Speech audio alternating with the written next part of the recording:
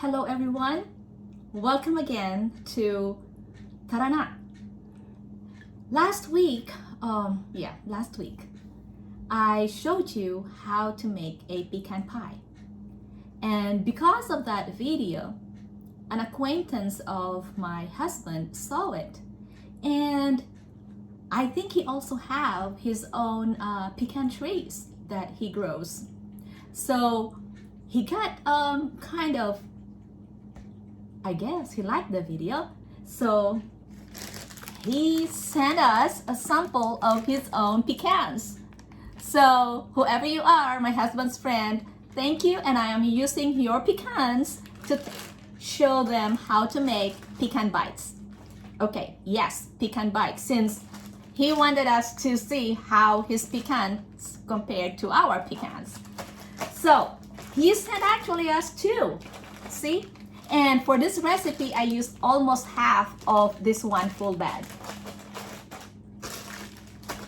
Now the ingredients are very simple, and I know you all have it in your kitchen, except maybe for pecans that you have to buy from the store.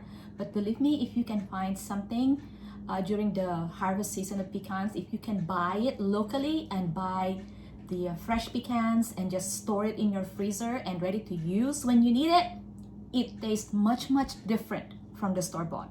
Believe me, because I don't want to buy pecans anymore from the store. If our pecans don't bear fruits or nuts, I'll just wait until I have another homegrown pecan. So let's go and dive into how to make pecan bites. All you need is 1 cup of brown sugar. When you measure brown sugar, it's always packed. If the recipe calls for 1 cup, you always have to measure it packed instead of loose, okay? Packed means it retains its shape when you remove it from the measuring cup. So that's 1 cup of brown sugar, 1/2 cup of all-purpose flour. Yes, you heard me right, only 1/2 cup. And when you measure your flour, unless the recipe calls for unsifted, always sift it before measuring, okay? So you add that.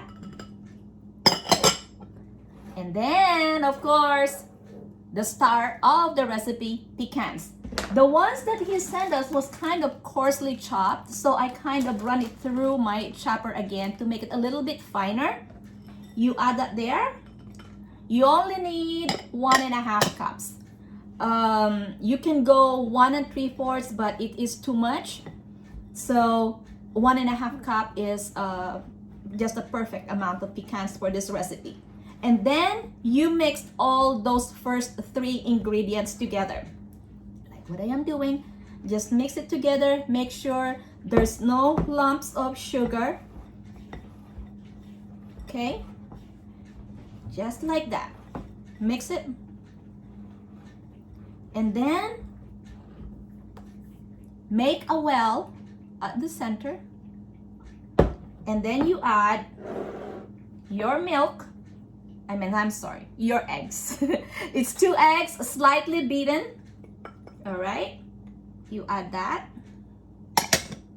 And 1 stick of melted butter. I use the unsalted. For those of you who don't use a stick as a measurement for the butter, it is also known as a 1/2 cup of butter. And it is melted, so you add it. And then you just mix everything together until it is thoroughly mixed. Oh, by the way, before you start doing this, make sure that your oven is preheated to 350 degrees Fahrenheit. I'm not sure what is the equivalent if you are doing Celsius in baking. Always make sure that your oven is preheated. In any baking, unless the recipe calls for not preheated oven, always when you are baking, always make sure that your oven is preheated. So now it is mixed properly. Now I am going to use a mini muffin pans. It's this one, like this size. And you can put the mini muffin cups if you want to, but I normally don't. I just leave it that way. And sometimes I can make 2.5 pieces, 2.5 dozens of this Pecan Bites, and sometimes I just can use 2 dozens. So just to make it more uniform, I use this small scooper to measure my pecan batter into the muffin cups. Okay, I'm not sure if you show it. I don't have my assistant for today, so I am baking this by myself. Making this by myself and at the same time making a video. So I'm gonna just show you just 1, okay, 2. So for this recipe, I have 1 full, and for the second pan, I only have 8 pieces. So at this point, we are now going to bake this for 20 to 22 minutes. Again, the temperature is 350, and the baking time really depends on where you are, and depending on the oven also. Sometimes it only takes 20 minutes, and sometimes it's full 22 minutes. Okay, so let's put this now in the oven.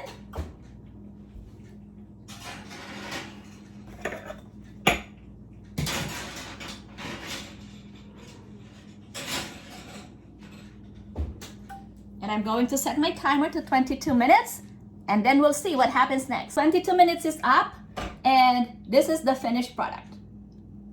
While it is still warm, I advise that you go ahead and take it out of the baking pan and transfer the bites into a cooling rack, just like how I did it this way. So this is the finished product. Again, I think I remember now the name of my husband's friend. I think it's Neil. So Neil, again, thank you for the pecans.